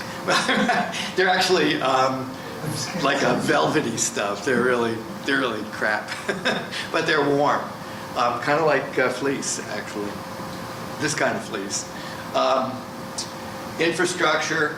I love this quote by Gabe Brown. Gabe Brown is a really good farmer out in the Midwest. He says, if you're raising livestock, the most sophisticated piece of equipment that you need is a wheelbarrow. I think he's overstated the case a little bit, but having a tractor, particularly one with a front loader, something to pull things around with, a cart or a mule, and a cutter, and of course a truck. Those things, and one of the best things to do is if you find out there's like a show for farm equipment, like for tractors and stuff, don't go, because they'll sell you something you don't need. Okay, so be very careful with how much you invest in infrastructure, in vehicles and fancy machinery. On the other hand, buy a border collie because it's worth it. They are wonderful at managing sheep. Our current dog does sheep and chickens. He gets our chickens into the owl exclusion container every night, and he moves our sheep around. The New York Times and you can write off the cost of a border collie because it's a tool, and so he's a tax deduction. And the New York Times calls the border collie the farmer's most useful tool, and they are just incredible fun. Guardian animals are not border collies. They don't move sheep around. What they do is they protect the flock. The two most common are Great Pyrenees and Maremas. They're big dogs. The difference between a Great Pyrenees and a Maremma, as explained to me, is that a Great Pyrenees hates coyotes and loves people. A Maremma doesn't make that distinction. They're dangerous animals, in my opinion. They live with the flock. They become members of the flock. Llamas are also very good, but if you have a llama, you can't use a dog, or you have to get the llama or the donkey, the mule, away from the flock before you move the dog, before you move the sheep or the dog. Yes, sir. Do you know anybody that's running a border collie and a livestock guardian dog? Yes, a lot of people do that. They work together? Our trainer does that. And they work together? Yeah, very well. The livestock guardian dogs know the border collies. They know all the border collies that come for training. They let them do their job? Yes.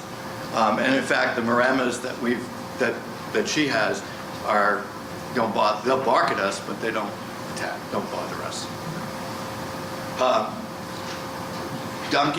Mules are vicious when it comes to predators. They're very good at what they do. Seeding, there'll be a bunch of material on the energy content of various kinds of forage seeds, and you can plant them as well as feed them. We're going to be trying to raise some Kernza wheat, which is perennial wheat. It's an experimental wheat. But if you have those seeds coming up, those high energy seeds are sort of the same thing that the sheep are getting in grain, but without the molasses and all the crap. So there are many kinds of grasses, legumes, cover crop, cocktails, forage plants that you can use to help improve the quality of your soils. Legumes will capture nitrogen from the atmosphere and put it into the soil. The sheep love it. They can bloat on many kinds of legumes, but bird's foot trefoil has tannins, and it prevents the saponins, which prevent the sheep from overeating and prevent bloat. So it's a little yellow flower. It's beautiful, and it's expensive to get as seed, but it's really really a good product, and it can be broadcast. We walk around in February and March while the ground is frozen and snow covered, and just broadcast seed. And that frost seeding, the seeds are pulled into the ground by the surface tension as the snow melts, and so you tend to get a good planting. Sorghum and Sudan grass, wheat, rye, oats, and other high energy foods, as well as winter forage, need to be harrowed or drilled into the soil. But again, they can add to the quality of your pastures. The thing that you want to look for in a food, and particularly in your hay, when you have to buy hay, is first of all to realize that the thing that's going to probably determine whether you're profitable or not profitable is how much hay you have to feed. If you're producing it yourself, you have to know that the equipment is expensive, that to buy, maintain, and repair, and you have fuel bills. The quality of your hay, if you're a grass-fed operation, you have to use high-quality hay. That's all they're eating besides a little mineral supplement. So you look for certain things in your hay, it's worth it to get the hay analyzed. It's like $25 or something to get your hay analyzed.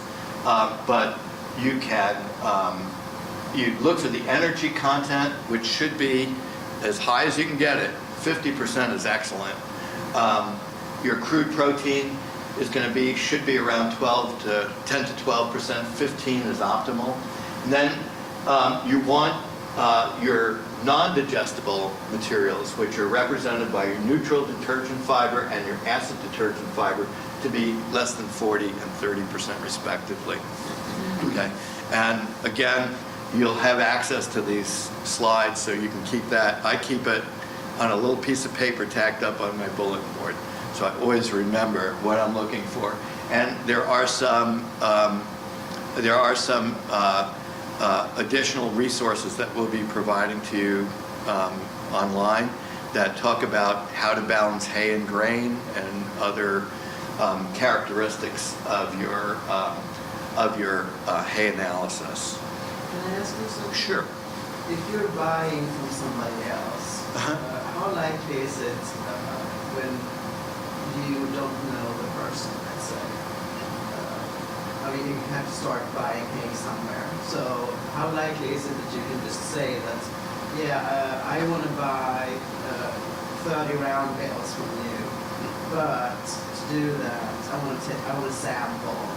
Okay, here's what I do. That's a really good question. And you've got to be polite, and you don't want to make them feel bad. But you have to make sure that the hay measures up. So I always tell them, you know, we're a grass-fed operation. I need really high quality hay.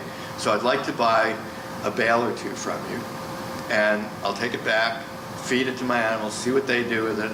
I'll have it analyzed, and I can always blame it on the animals. I don't know why, but they just wouldn't eat it, you know. And then you find out, you know, it's got a NDF of, you know, 80%. So there's no reason to eat it. You're wasting chews. But then you just don't have to come back. So that's how you do it. Yeah, I always just buy a couple of bales, and we've got a couple of people who are providing us with really good hay. And one of those, you know, and you know, when you get a good hay producer, you take really good care of them. So I always bring my hay producer a couple of loaves of bread, and they'll do anything for that. So, yes, sir. I guess I have a little trouble understanding the need for super high quality hay. So when you're feeding cows, you need to keep their condition up because you're selling those cows. You're trying to put weight on. Mm-hmm. But the ewes are gestating and not lactating through the winter. Right. But they're producing wool, and at some point, and what we do, actually, to get really specific, is I have hay that I'm feeding right now. I feed it when the ram first goes in, because that's when he's going to do most of his work. And those first few days when the cells are dividing and we're getting all those special characteristics, that I want the ewes to have good hay then, and then I want the ewes to have good hay when their lambs are getting close to being right, and then during lactation. So those are the things. In the meantime, the better quality that I can afford, what's going on with the grass-fed animal is it's trying to produce a lamb, and it's also trying to produce wool. And you can see when the quality of the hay goes down, you can see the stress in the wool right away. If you look at a year in a sheep's life, Yes. In a ewe's life, and add to that it's a wool animal, for example, I can't really see any point where you would be feeding low quality. We use, When would that be? we do it, we've had both the hays, we're using two kinds of hay right now. And one of they're both second cut. That's all we feed is second cut. So we have a high protein content and a reasonably high TDN. And the only difference in our hay right now is that one of them has a higher non-digestible content. And I'll feed that during the middle part of gestation, okay? Because that really high quality hay is $6.50 a bale, and the other is $5 a bill. So it just becomes a financial thing. Because if we feed the highest quality hay all the time, we will not make money. But that's like that period then, like Yes. gestation, and that's pretty much it. Yeah, Because and then after that. I like to have a little hay in the barn during the summer, so if I have to take my animals off pasture, they can go. And I also, the most important thing, especially to make money, is keep your animals on pasture as long as you can. So we've stopped, and there's a good book written by Jim Garish called Kick the Hay Habit, and he'll show you how to do it. We've had our animals out in as late as January. This is January of this year.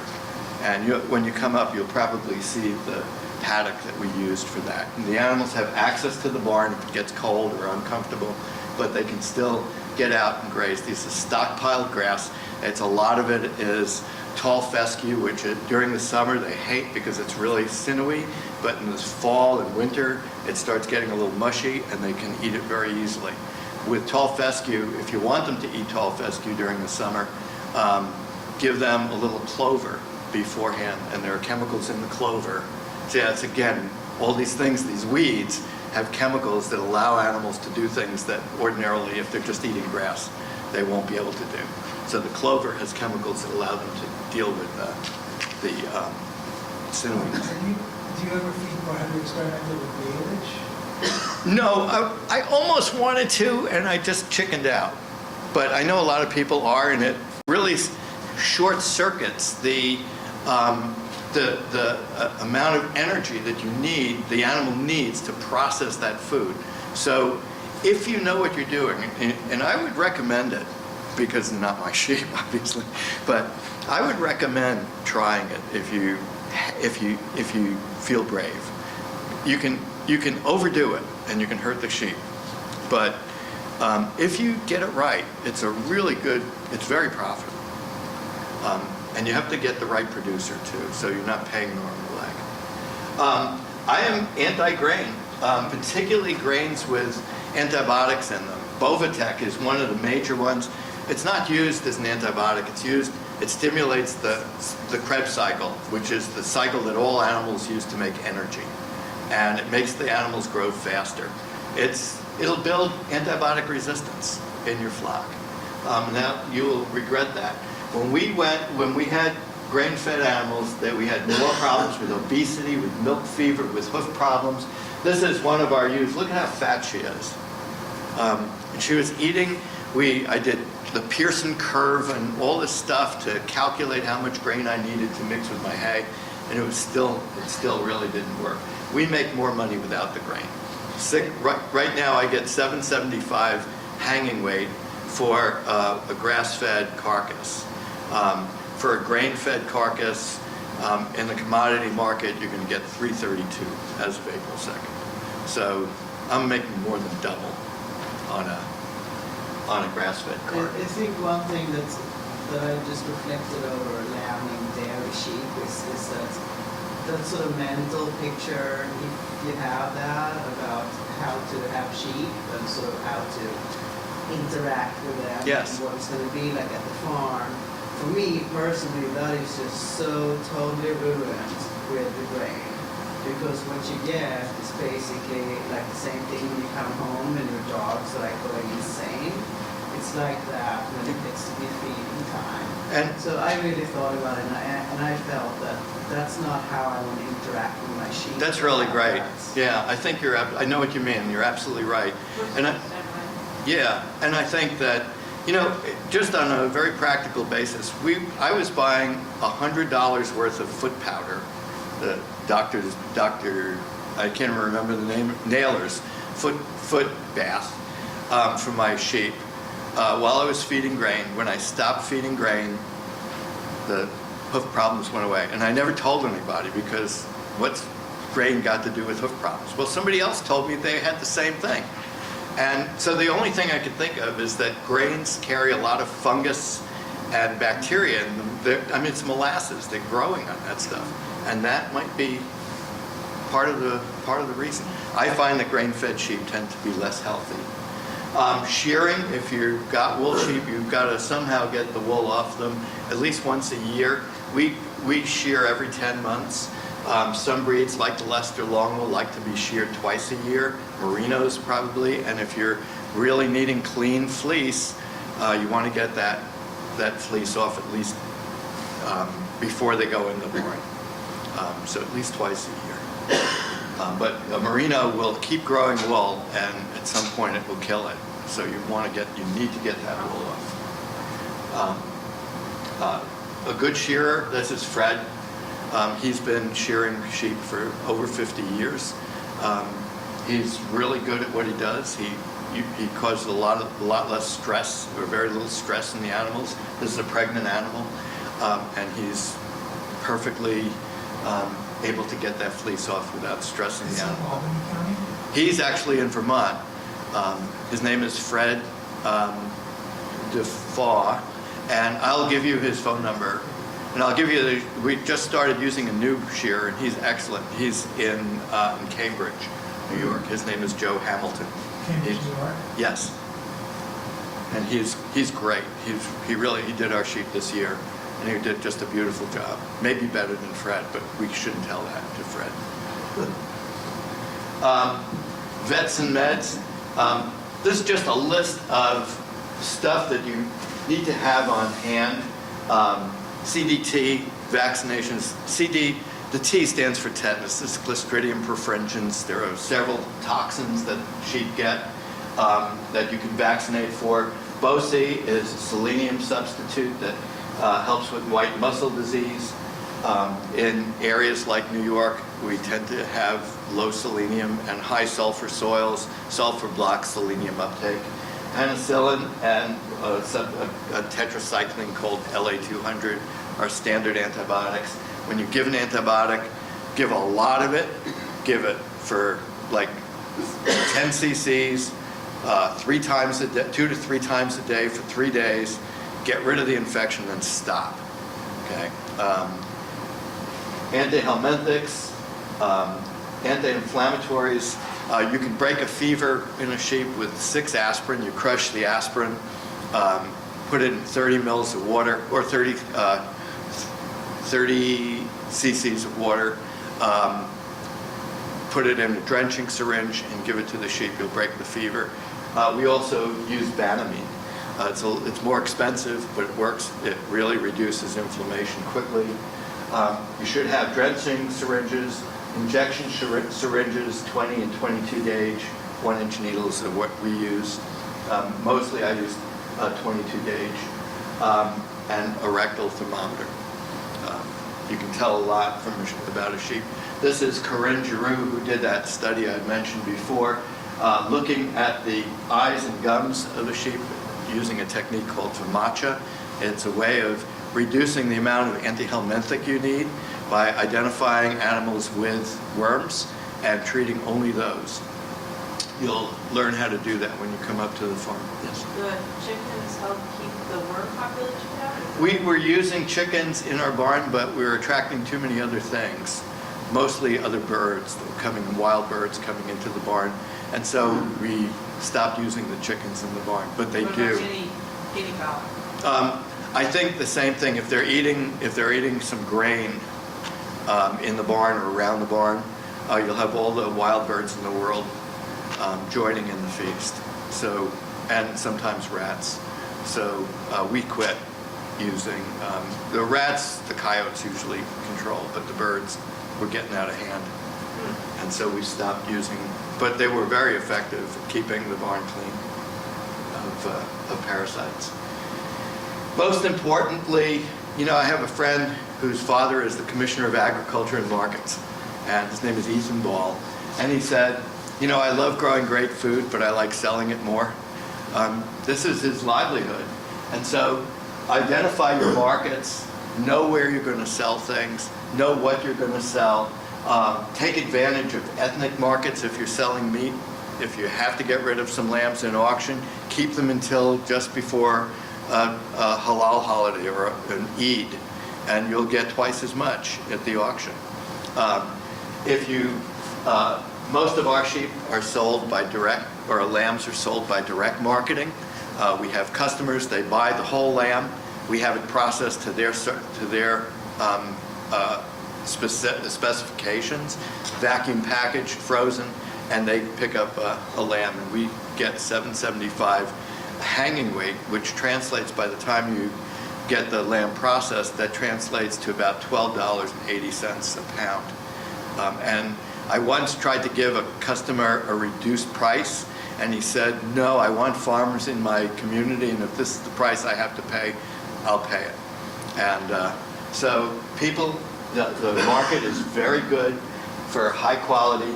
If you're competing with farms that are raising 8,000 lambs and sending them to market in a commodity market, you're going to lose.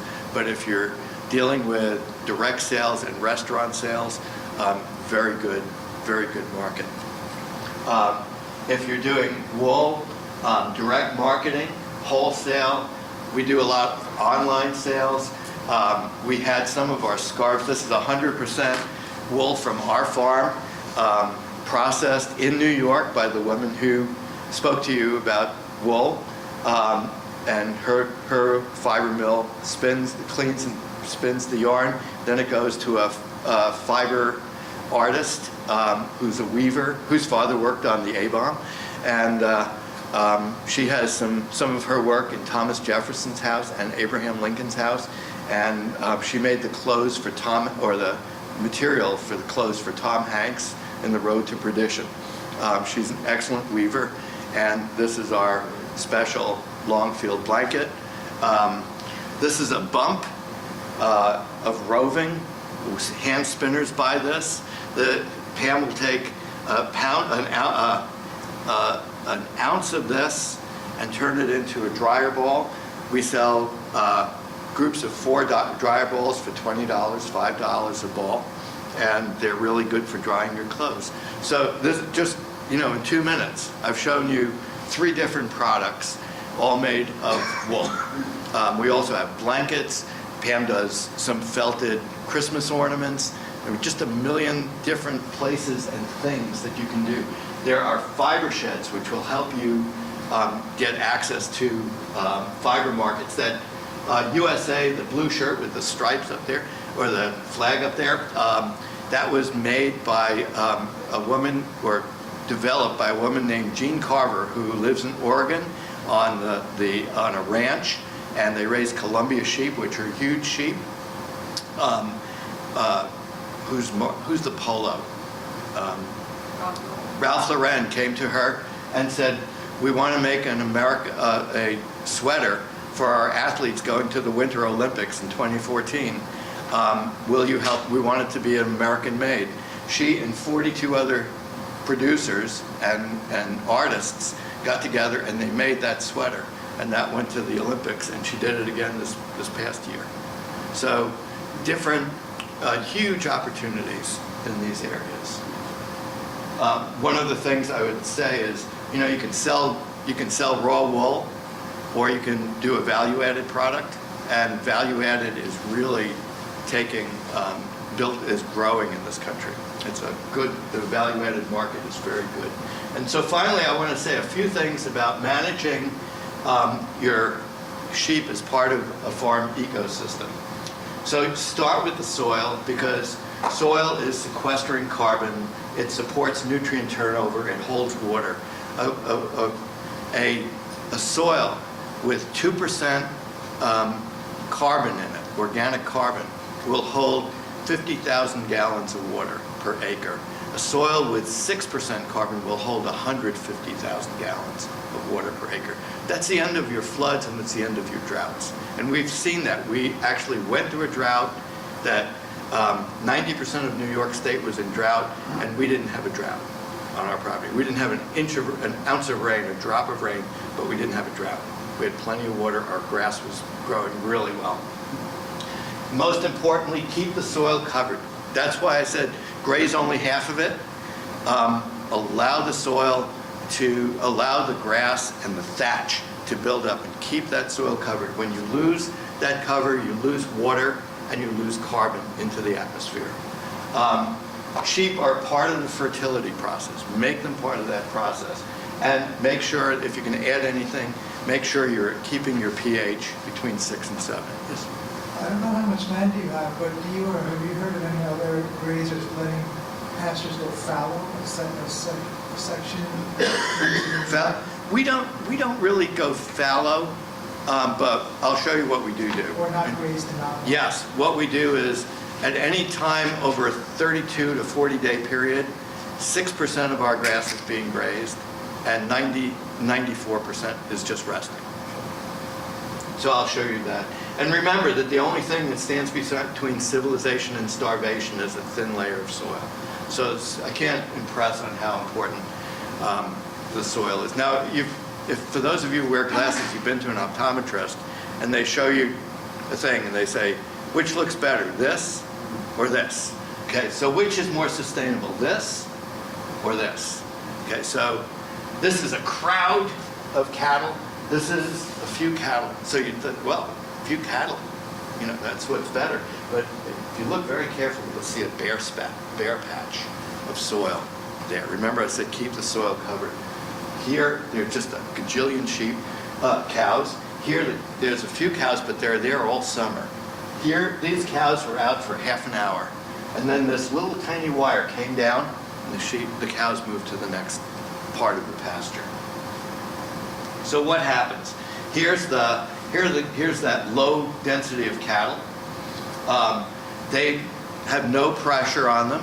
They will just look for the things that they like best and eat those things. Pretty soon there are bare patches in your pasture. Pretty soon those bare patches dry up. If you're on a hill, pretty soon there's going to be some rain and your hill is going to wash away. And that happens all the time. Here, those many cattle, they're all packed together. And this happened, I see this happen with my sheep all the time. There's no space between them. And every sheep is afraid that the sheep next to them is going to get the best food. So they're not going to worry. They're just going to eat as much as they can, as quickly as they can. And then that wire comes down and they move on. And they leave, they've shortened the grass, but they've also flattened the grass with their hooves. And the grass is covered. Okay? Water and carbon do not leave the soil. They build up in the soil. Now, if you watch bison or wildebeest or giraffe, well, not giraffe so much, zebras, you'll see that they're always packed tightly. Why is that? Because they have big predators. And people who don't, the animals that don't pack tightly don't show up for breakfast in the morning.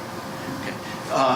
At the same time, now that they're packed tightly, everybody is defecating and urinating on their food supply. So they got to keep moving.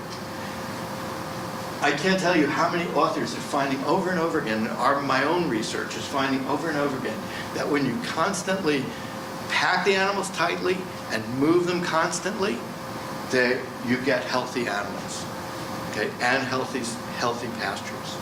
So here's the way we do it. Now, this doesn't look nearly as packed. The picture that you saw before with all the cows, all the cattle packed closely together, that's called mob grazing. You use that at certain times and to do certain things. But much of the time, we're running a stock density of about 2 to 4 tons of sheep per acre. Okay? We have them behind these electric fences that are easily moved. There's another picture of it. And this little solar charged or solar energized battery-powered fence charger is putting 8,000 volts on that fence. So nothing's getting through. When it's time to move the sheep, the border collie moves them to the next paddock. He has fun, I have fun. Good source of fencing supplies is Premier One Supplies.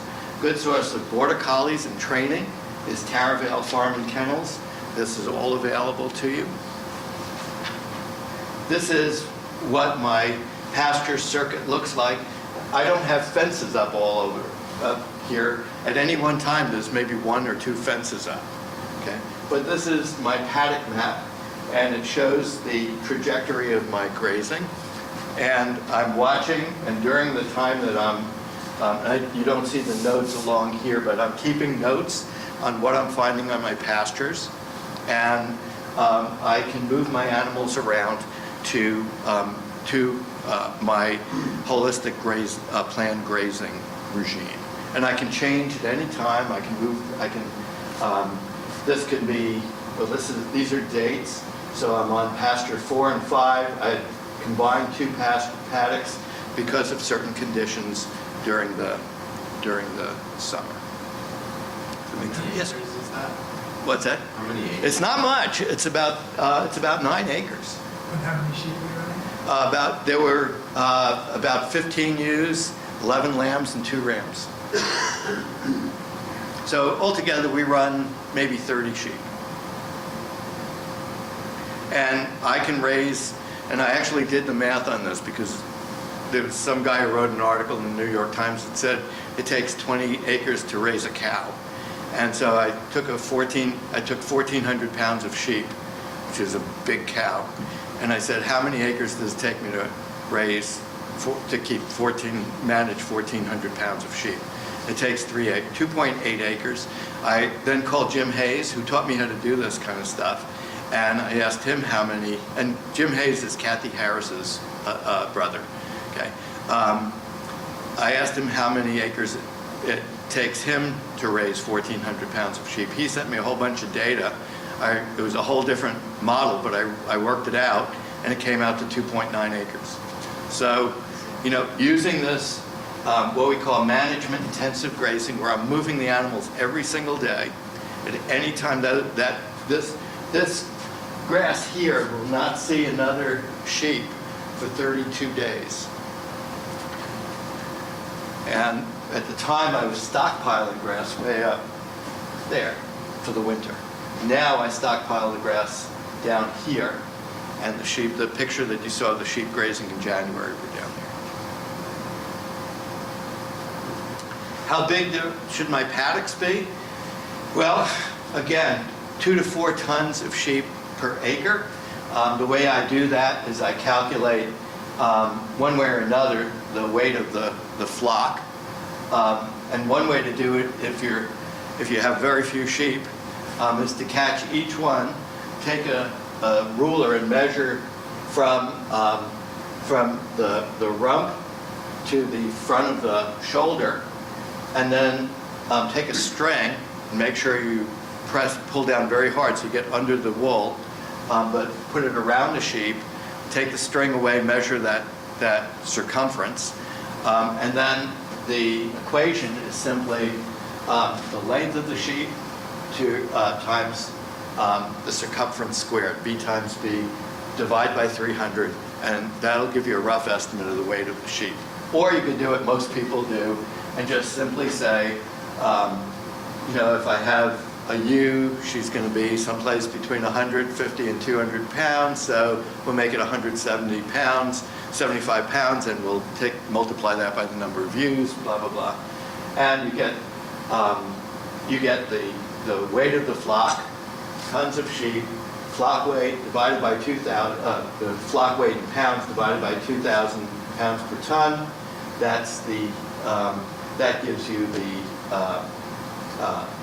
the number of tons. Take the acres per paddock equals flock weight divided by the desired tons per acre, noting that this is a number to memorize. 43,560 square feet is an acre. And if you're using Electronet, you can get it in 164 and 82-foot panels. So what does that mean? That means that if I have 15 ewes, 11 lambs, and 2 rams, I figured out the weight of each animal, of each group, add that up, that comes to 3,750 pounds divided by 2,000 pounds per ton equals 1.88 tons. Way too much, way too many significant numbers. So I want the equivalent of 3 to 4 tons per acre. I can make a square of Electronet fence, 164 by 164 feet, which is equal to 26,896 square feet, divided by the number of square feet in an acre, and I come out to 0.62 acres. So I am putting 1.88 tons on 0.62 acres, comes out to 3 tons per acre. And I can adjust that up or down as I would like. And it's just that, it sounds weird, or, you know, I'm rushing because we're late, but it's pretty easy to figure out, and you'll have this to look back on. So you should be able to get that figured out. And if you go through the math before you come up to the farm, feel free to ask questions up there. And if you don't ask questions when you're up at the farm, but you're trying to figure this out, sitting in a field of grass, trying to figure out how much electronet to put out, give me a call or drop me an email or text me, and we'll work it out together. So in summary, there are a lot of breeds of sheep to choose from to get started. Set reasonable goals, select breeds that meet your needs, understand what you need to be successful, build an enterprise around your finances and other constraints, take care of the soil, and everything else will follow.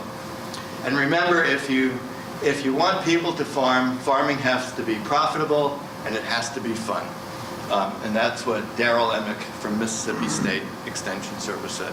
So that's all I got. Please feel free to ask any other questions. Email me with questions that come up as you go on. And I look forward to seeing you all in a few weeks. Hopefully we'll have some grass by then. Thank you very much. Thank you.